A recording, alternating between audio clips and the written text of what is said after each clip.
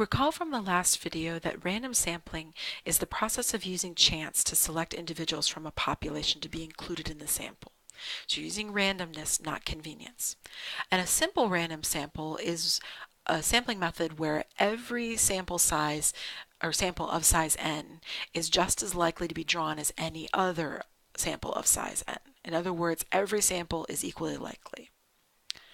All right, so our mission is to determine whether or not these examples that we're giving here are simple random samples. And keep in mind, simple random samples should be random and unbiased, right? Because unbiased goes hand in hand with randomness for us. All right, so a statistics instructor wants to obtain a simple random sample of 3 students from her class of 27 students. She assigns each student a number from 1 to 27 based on her role, that's the roster, which lists the students alphabetically by last name.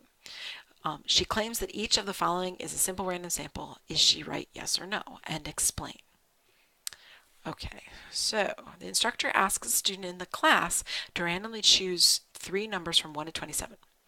The student chooses 15, 18, and 21. The students with those assigned numbers represent the sample of size 3 from the class. No, not at all. This is very much not a random sample. For one thing, people tend to choose in patterns. You'll notice this if you ever really pay attention to lotteries. People tend to pick in combinations that are meaningful to them, or with patterns like they choose prime numbers, or they choose 5, 10, 15, 20, that kind of thing.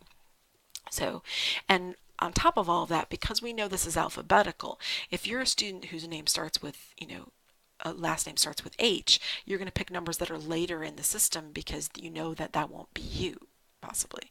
So they might choose their friends' numbers or been able to avoid their friends depending on what the task is that this instructor wants. So this is very much not random and quite biased. All right, a computer randomly chooses 3 numbers from 1 to 27 and reports those numbers from the calculator or computer. Well, for our purposes, yes. If you get into computer science, you find that actually the answer's kind of yes and kind of no. Computers actually are not good at choosing randomness because computers have to run off of rules, and technically randomness has no rules other than it has to be random. So that actually is very tricky for computers to deal with, and you find this out if ever you mess around with computers at all. However, the way most computers and calculators get around that is that there is a truly random table called a random number table. It's in the back of our textbook if you're interested, and that's pre-programmed into the computer or calculator, and the computer or calculator is actually just choosing numbers from that table. So it has its rules of look at this table instead of trying to choose the random numbers themselves, because computers are technically not random. Nevertheless, for our purposes in our course, it's close enough to random that we're going to count it. So we're going to say computers and calculators are choosing randomly. We don't really need to know how they're doing it on the back end. They're actually doing it in a different way than we might imagine, because computers actually are terrible with randomness, but we will pretend for our purposes that it's doing fine. And it usually is. Like, your calculator is okay for randomness because what the calculator is actually doing is referring to a table very much like the one that's in the back of your book. All right. The teacher has 2 10-sided dice. She will roll them as many times as it takes to generate numbers between 1 and 27. I actually do this in class with face-to-face students quite often to choose students to call on. So I'll have a 30-sided die, for example, and I'll just roll it. And then whoever's number I choose, that's the number of the student I call on. In this way, she obtains the sample 26, 27, and 14. Yes, as long as the dice are fair. I mean, if the instructor is using loaded dice, then that would not be so fair. But as long as the dice are fair, then this should be relatively random. Of course, true fairness in dice is actually a little bit trickier to come by than you might think, but we will talk about that when we hit the probability chapter. All right, the teacher puts the numbers on slips of paper torn from a sheet of paper. So you write all the numbers on a sheet of paper and then you tear them off into slips, and then you choose from the hat. And the answer to that is no. Because the paper is torn, they're actually not going to be all the same sizes. You can see this if ever you've seen somebody pick things for a lottery or a ticket. Sometimes people will fold their ticket, some people will not fold their ticket. This because they're trying to rig the system to be more selected. In general, your hand is more likely to grasp at larger things than smaller things. It's just easier for your fingers to get a hold of. So therefore, it's not fair because it was torn. Now, if you put them on identical 3x5 cards, you're getting closer. But you fold some of them lengthwise and some of them widthwise. That's a problem. Because if you're folding them in different ways, then you're making some of them larger or smaller, maybe easier to grasp one way than another. That's not really fair. That's going to be not truly random. All right. But what if you just put them in there, don't fold them, don't tear them, and just put the cards in there and randomly choose without looking?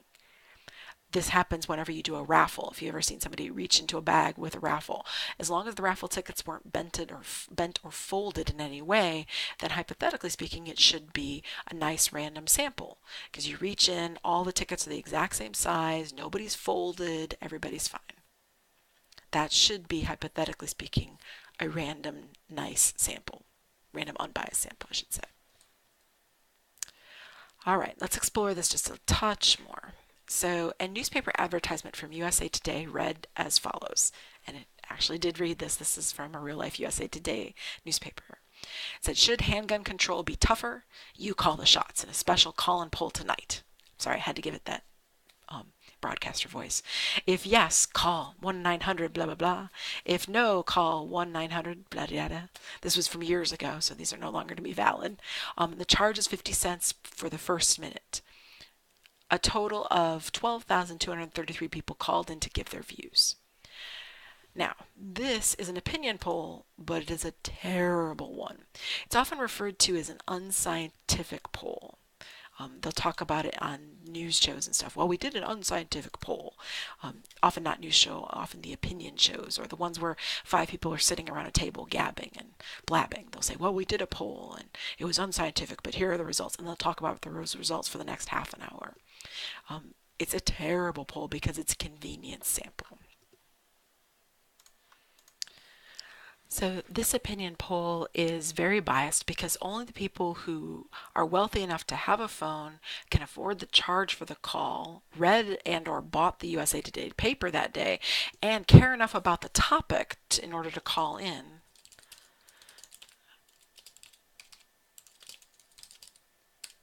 are being surveyed. And again, what I said before, this type of poll is called an unscientific survey. You'll hear them say that on those shows, and you should regard them with deep skepticism. They are inherently flawed, they're terrible, and they should be regarded as junk, quite frankly, and not looked at all.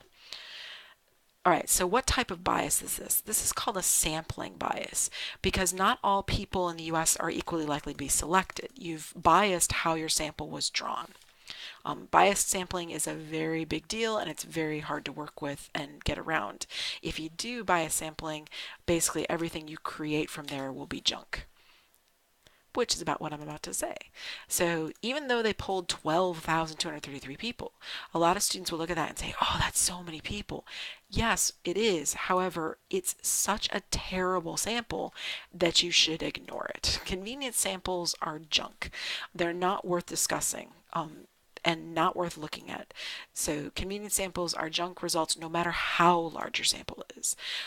A big sample does not guarantee an unbiased sample.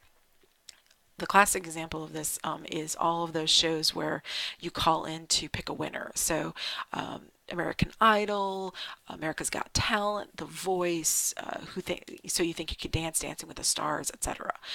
They're great for great reality television. That's fine. And quite frankly, they're not interested in being unbiased, and that's fine too. But don't think that the people that call in and the people that won are who America loves, quote unquote. It's only who watches the shows and who cares enough to call in that loves the person that won, right? So just be careful of that. Sometimes a convenience sample is okay for, reality television shows or whatever, nobody minds.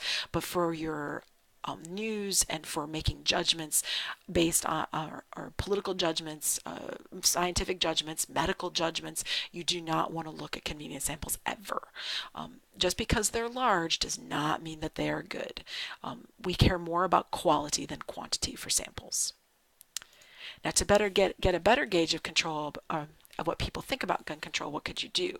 Well, they do this all the time. They take a simple random sample of adults by calling them, and getting a hold of them in some way with the internet now, and then asking them their opinion about gun control. Now, that said, we're starting to have problems with this because back in the day, in the 50s and 60s, when Gallup and Pew Research and CNN and all of those news organizations first came into being, first started polling, people were so excited to get a phone call in their house. Oh, it was exciting in the 60s, believe it or not. But nowadays, of course, we ignore any phone call from any number we don't actually know. We don't want to talk to people that we don't know.